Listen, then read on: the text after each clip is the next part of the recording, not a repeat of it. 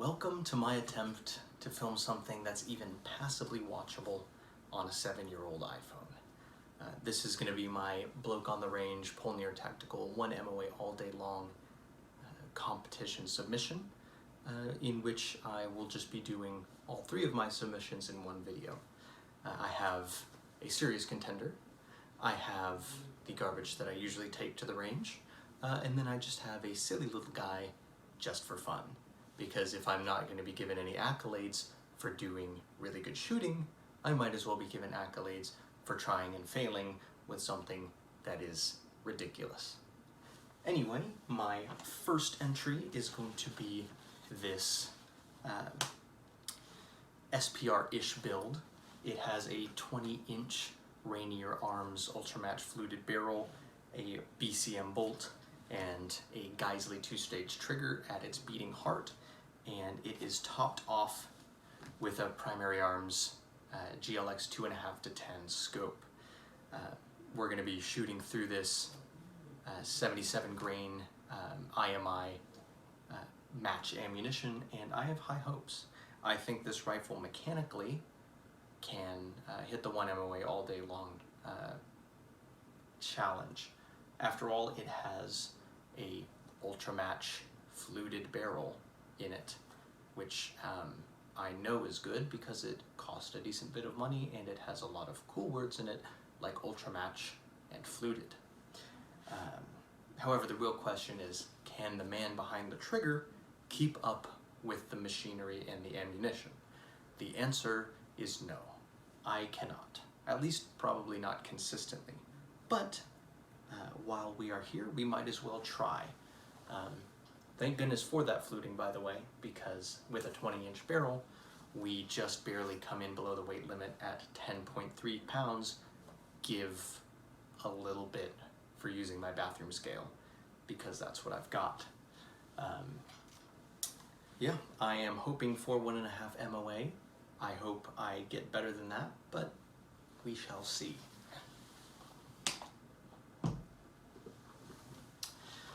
This is the second entry, and when I said the trash that I normally bring to the range, I'm not necessarily referring to the rifle. This is just what I usually shoot with.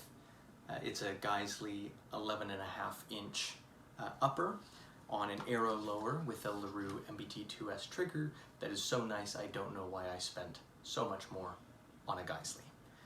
We've topped this off with the 2-dot EOTech EXPS and a Primary Arms 3.5, I'm dumb, 3 times magnifier with the Pegasus ranging reticle in it. Through this, we're going to be shooting the cheapest 55 grain M193 overrun ammo that I can buy. Partially because, I'm not trying to cheat this out and get, feed it the good ammo just for the competition to try and get a sub-2 MOA group somewhere in there. I might as well see what it actually does with the ammo that I actually run through it, because this chest rig isn't loaded up with IMI boat tail hollow points. So yeah, hoping for about 4 MOA. If I don't get it and I start failing all my MOA targets, I wish I had not chased an aesthetic with the EOTech and spent more money on ammo to get better at training. But we'll see.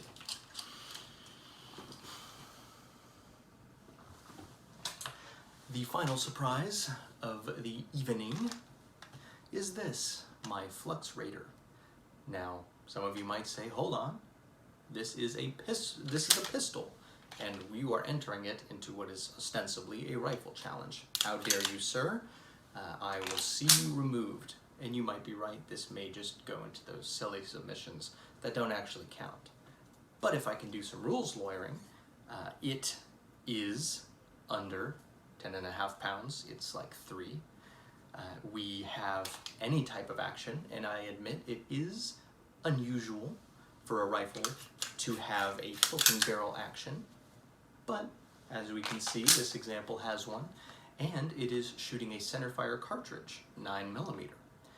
Now, know 9mm, it's a pistol round, but essentially what you're looking at is 350 Legend with a shorter case. That's all it is. So is it a pistol or is it a misclassified braced rifle shooting a weak Nazi round? I don't know. That is for Bloke on the Range and Polnier Tactical to decide.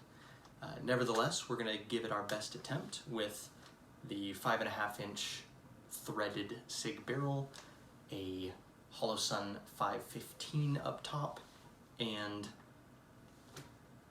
with the icky SIG trigger that is going to certainly expose how much I use good triggers and good gear to compensate for my lack of skill.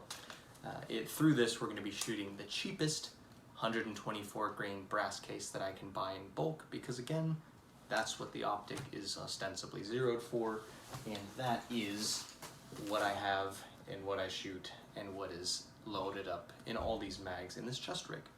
So, let the games begin.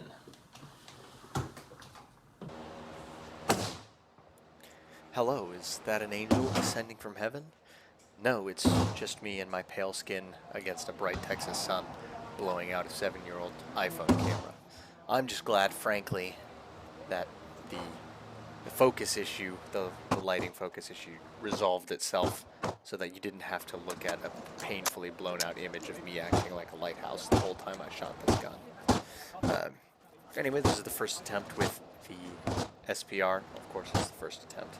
But first gun of these runs is the SPR, using that nice Geisley 2-stage trigger to throw the brass directly into the camera.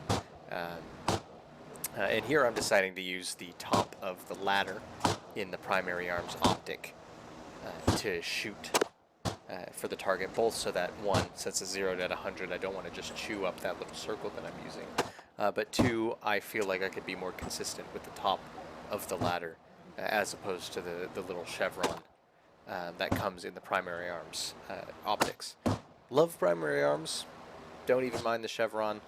I just think for shooting the tiniest group size that I can, the top of that ladder would serve me better. Overall, I felt pretty good about it. As this is the first rounds I'm shooting of the day, it was a little tough, a little to warm up into it, I suppose, going into it cold. Maybe I should have shot one of the other rifles to give me the best chance with this rifle, because I think it was the third shot that I felt was a little off. It might have constituted my flyer, but overall, I didn't feel too bad. You see me shaking my head because I just will never be satisfied, and then I wipe my face off because it's hot and I'm sweating like you wouldn't believe. Take a little jaunt out to the 100-yard line just so I can prove that I shot the group that I shot and I'm not out here poking holes with a pencil. And if I was poking holes with a pencil, I wouldn't have put that flyer up there. I probably would have actually gotten the 1 MOA challenge all the way done, but we'll save that for the ending. Now here comes with the 11.5 with the LaRue trigger, and I will say I didn't really think that I could feel a difference between the LaRue and the Geisley, but in this run of really trying to shoot the tightest group that I could, I admit I can feel the difference between the LaRue and the Geisley, and it's probably 5%, just a little cleaner, just a little lighter on the Geisley. Is that 5% worth the extra, like, $100 that I paid for it? No, it's not. But if you're searching for the end-all, be-all of performance, then yeah, that 5% is there for the taking, I suppose. But anyway, on this run, we started really getting into an issue of my astigmatism, which would last both for the 11.5 and for the upcoming Flux Raider.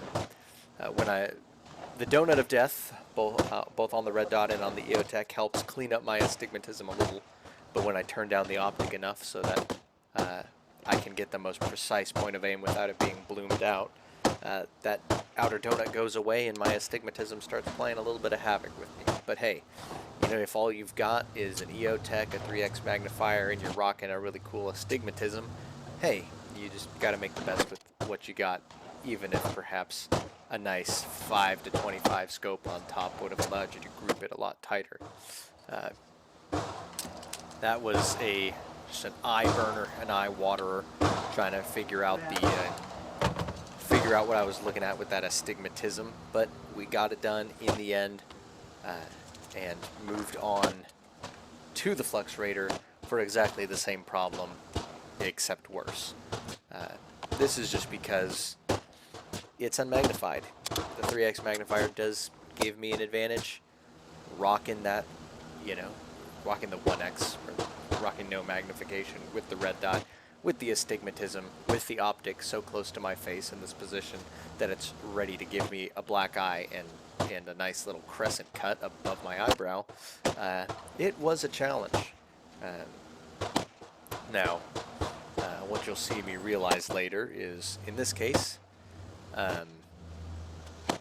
previously all other attempts were done where I would fire 2 shots to warm up the barrel and then shoot my 10-round group. I intended to do that with the Flux as well, but in this case, I loaded 12 rounds, forgot to shoot my 2 barrel warm-up rounds, and just went straight into the firing schedule. Given that the feels like temperature was probably 110, I don't know if that really makes a difference. All the barrels were at least warm at that point without even a round having gone through them. But silly little mistakes like that lead to me having to check the mag and do mental math, which I'm okay at.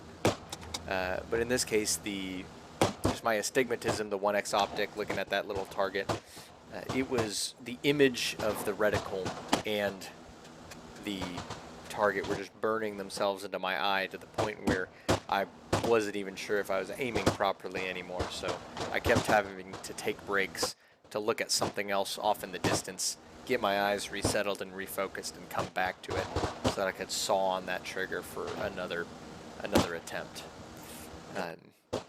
Overall, though, really it balanced on those bags and felt a lot more stable than I think it had any right to be. And truthfully, if I spent the money on a Legion trigger or actually just got a little bit more skill, I might have been able to extract some better performance out of this bad boy. And again, just like the 11.5, I forget to film my walk down to the target to prove I shot the group I did, but I'll be honest, when you see the groups, you'll understand. I wasn't faking it. All right, here we are to do an after-action report on the Bloke on the Range 1 MOA all day long challenge, and to kind of just talk about how things went, what I expected, what I think about it.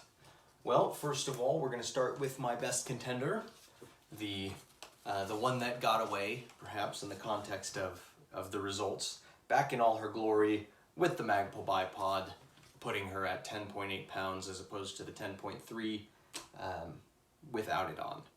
So I was expecting about an MOA, is realistically what I was anticipating, but I gave myself some wiggle room knowing that it's a 10-shot group on demand. I can't take multiple attempts.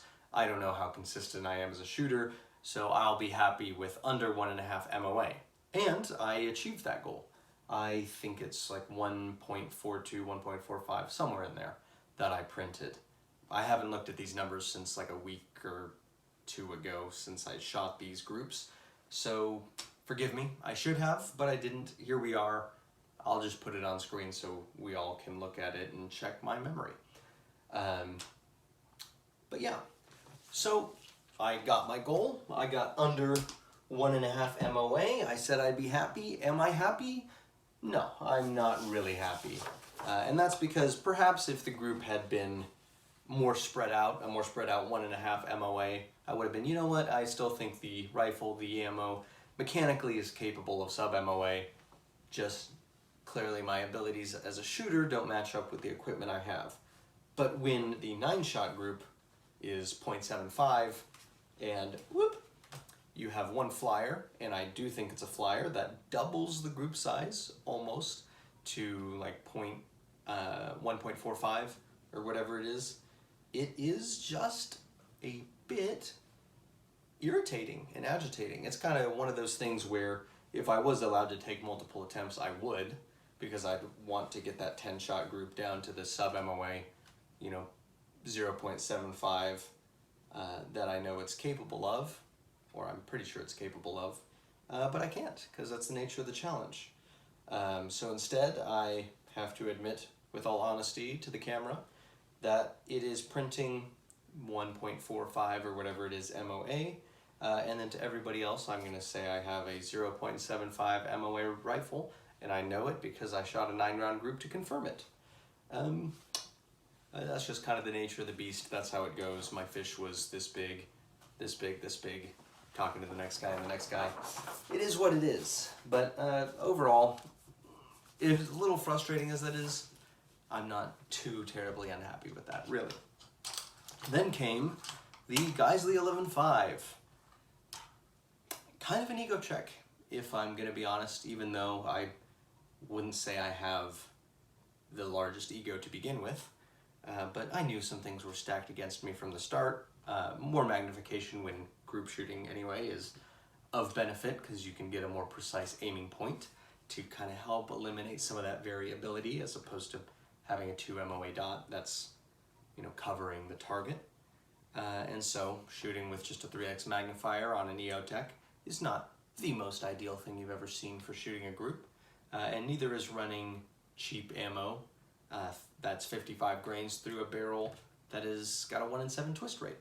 So, you know, things are conspiring against me a little bit from the start, and I knew that.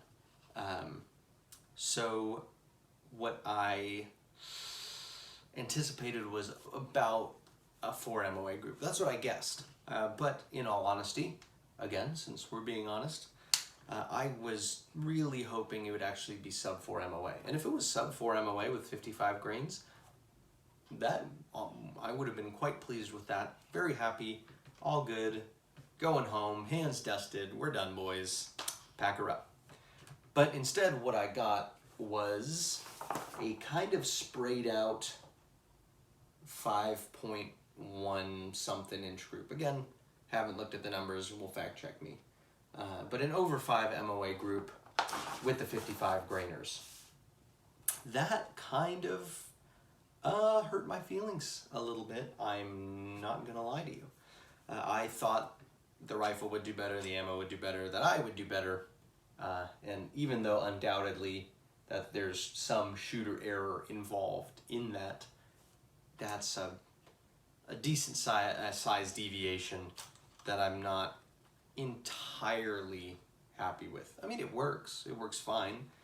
I've made relatively consistent hits on steel at 400 with this thing, but now that reveals to me that that's probably more so kind of a mechanical limit on this firearm, just because if you think of a 5 MOA group on that kind of torso size steel, 350-ish, you know, somewhere in there to 400 is really the limit of where if I do everything, well, if I shoot like I shot this group, that's the limit of kind of where I can hit with consistency without rounds dipping off of my target. I'd really kind of like to see better accuracy, and I also can't admit shooting a little over a 5 MOA group hurt my feelings quite a bit. So out of curiosity, I went back to the range, and this isn't a submission for the challenge. This is just kind of a curiosity for me. I went and shot this group with the same 77 grain IMI that I put through that bad boy, and in that case I printed a just over 2 MOA group, I think 2.2 something. And that's kind of more along the lines of what I expected. I imagine, again, there's still some shooter error in there, some things with, you know, not using high magnification, shooting with a red dot or holographic, with an astigmatism, me just being an aggressively mediocre shooter. But, you know, about 2 MOA with ammo that is not only match grade, but probably agrees with the barrel twist rate more, is pretty good. And it might even convince me to buy more expensive ammo in the future just for sake of that kind of performance. So learned something, and in the end not entirely unhappy. Now finally we have the Titanfall gun, the little weird guy, the little cutie, my favorite goodest boy in the world, the Flux Raider. Now, this one was interesting because I know technically the barrels on modern pistols are actually relatively accurate. You know, ammo aside, I know the ammo that I'm shooting through it isn't the most staggeringly accurate ammo. I don't even think, I guess defensive loads might be the closest you could get to a an accurized 9mm cartridge, although I could be wrong. So I wasn't expecting too much. I was guessing around 8 MOA, but I really had no idea.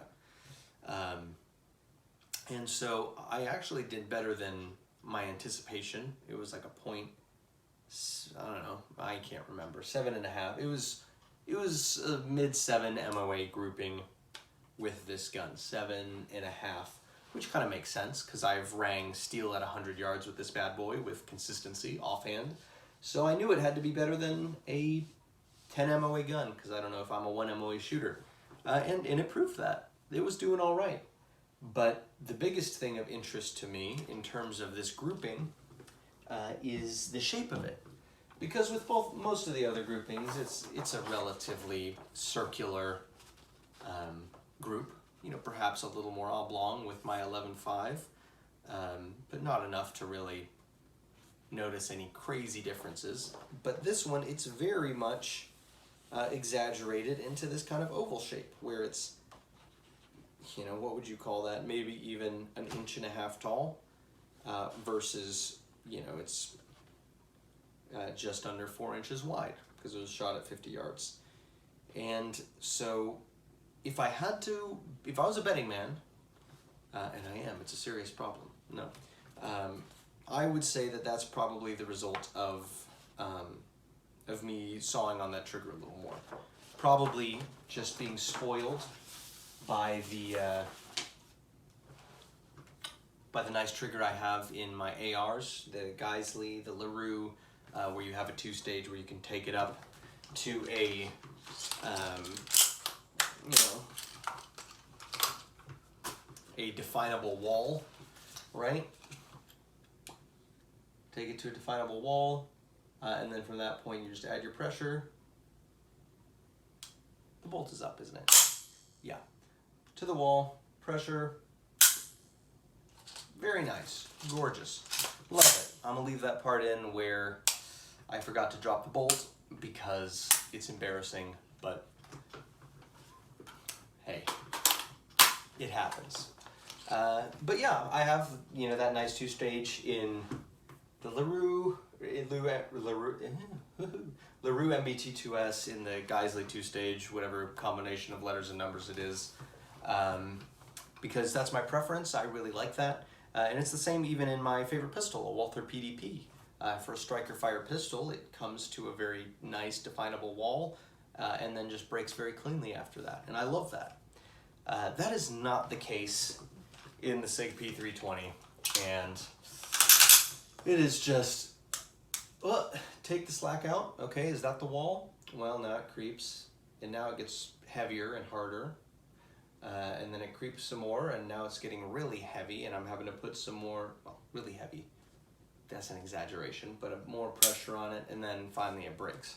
And I think there's probably some shooter error of me sawing on that trigger, trying to get a good, solid 2-stage break off of it, like most of my other triggers do, and it just wasn't there, and it's probably just waving side to side. So we'll call it the 7.5 MOA group that it is, because that's what I shot. Realistically, the gun can probably do a lot better than that. I just can't access it with that trigger, or not with the amount of time that I've spent on that trigger, which truthfully isn't that much. So yeah, that's how it's done. Overall, I feel not too bad. I'm not going to win any awards, I don't think, for stellar shooting ability, but you know, it's fun. It's a good challenge, and it's good to see where the rifles are at, where I'm at, and just kind of take it like that. Although now, just as I went to ego check myself to try and shoot better with the 11.5, now I'm curious to try and let the old guys at my range let me go shoot with the Walther PDP at the 50-yard line to try and group it to see if it does any better than this thing here, and see how much of that is related to trigger as opposed to the ammo question I was discovering with the 11.5. But, you know, questions for later, arguments for me to have with the RSO later. Right now, just thanks for sticking with me if you did. If you didn't, I can't blame you. I'm just kind of a, you know, an aggressively mediocre shooter rambling into a camera, hoping that something sticks. Yeah. Peace.